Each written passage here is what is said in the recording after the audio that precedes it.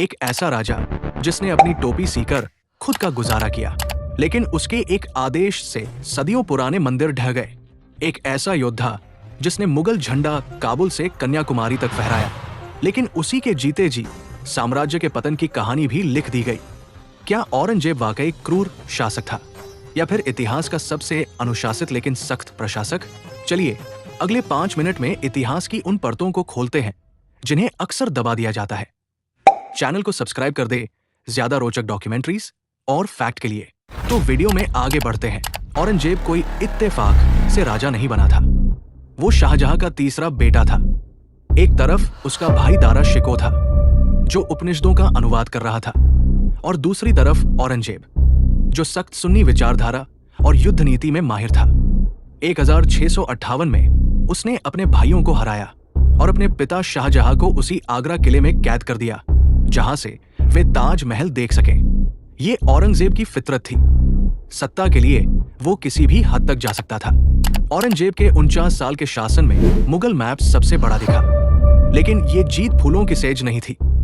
उत्तर पूर्व में अहोम राजाओं से लेकर दक्षिण में बीजापुर तक वो लड़ता रहा, लेकिन उसे सबसे बड़ी चुनौती मिली छत्रपति शिवाजी महाराज से। 1666 में आगरा की जेल से शिवाजी का वो जादुई पलायन मुगल सत्ता के चेहरे पर सबसे बड़ा तमाचा था।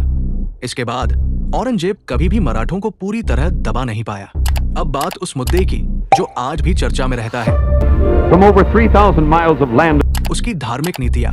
1679 में उसने जजिया कर दोबारा लगाया, जिसे अकबर ने खत्म किया था। उसने काशी विश्वनाथ और मथुरा के केशवदेव मंदिर जैसे कई प्रतिष्ठित मंदिर गिरवाए। लेकिन इतिहास का दूसरा पहलू ये भी है कि उसके दरबार में सबसे ज्यादा हिंदू मनसबदार लगभग 33% थे। कई हिंदू सेनापतियों ने उसकी तरफ से बड़ी जंगें लड़ी। तो क्या वह केवल धर्म के कारण मंदिर तोड़ रहा था, या इसके पीछे राजनीतिक कारण थे?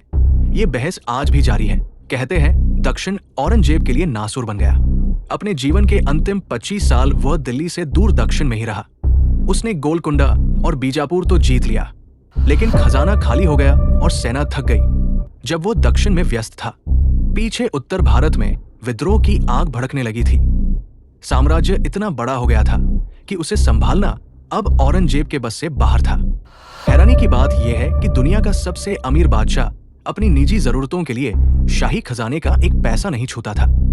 वो कुरान की नकल करता और टोपियां सिलकर पैसे कमाता था। 1707 में जब उसकी मृत्यु हुई तो उसकी वसीयत के अनुसार उसे एक कच्ची और साधारण कब्र में दफनाया गया। आज भी उसकी कब्र औरंगाबाद के खुलदाबाद में एक मामूली चबूतरे जैसी है। तो सच क्या है? औरंगजेब न तो पूरी तरह मसीहा था और न ही सिर्फ एक विनाशक। वो एक ऐसा शासक था जिसकी नैतिकता उसके अपने नियमों से चलती थी। उसने साम्राज्य को शिखर पर पहुंचाया, लेकिन उसी की कट्टरता और अटूट जिद ने मुगल साम्राज्य के पतन का रास्ता भी साफ कर दिया। आपके हिसाब से औरंगजेब को इतिहास में कैसे याद रखा जाना चाहिए? कमेंट में अपनी राय जरूर बताएं।